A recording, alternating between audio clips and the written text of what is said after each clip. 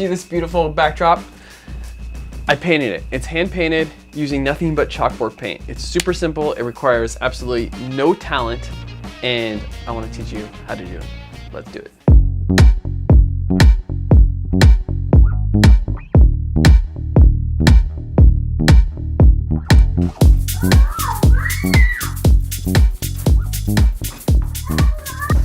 First things first, you need a piece of canvas.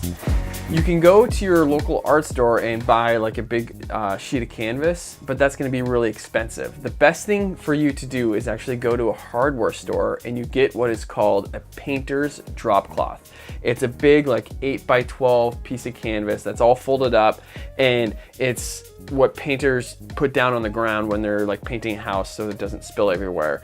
But it actually works perfect for a canvas backdrop. Now, next, what you need is only one type of paint. Chalkboard paint. Boom, that's it. All you need is chalkboard paint. Only one type of paint. It's the secret. It's easy.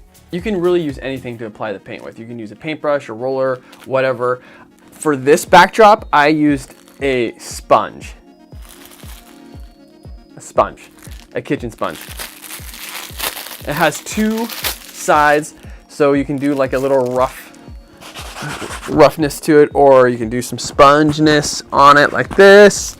You can just go crazy. It doesn't really matter. And the cool thing about it is with the paint, you can go a little bit darker on the outside. In the middle, you can rub it in a little bit more, or you can even mix it with a little bit of water to give it more of a gray look. So you can kind of do this vignetting thing, so darker on the outside and a little wet painted stuff on the inside, and it gives it a really cool look. Now, on to the secret sauce. Okay, here's the secret sauce to this whole project. Since you painted it on chalkboard paint, the best way to texture it is with actual chalk. It doesn't really matter even what color you use. You can use different colors and get cool different looks, and the cool thing about it is if you don't like the way you textured it, then you can just wipe it off. So what you would do is you just want to apply the chalk, and then you can rub it out, and it gives it a really cool washed out look. The cool thing about this backdrop, honestly, is like, one, it's super cheap, it's super easy, anybody can do it. Two, it looks really cool. I mean, it's like you have a really cool black backdrop that looks all textured and washed out and gives it a really cool sort of vintagey look. The key thing is just have fun with it. It's a cheap DIY project. It'll look really cool in your photos, and I'm excited to see what you guys come up with.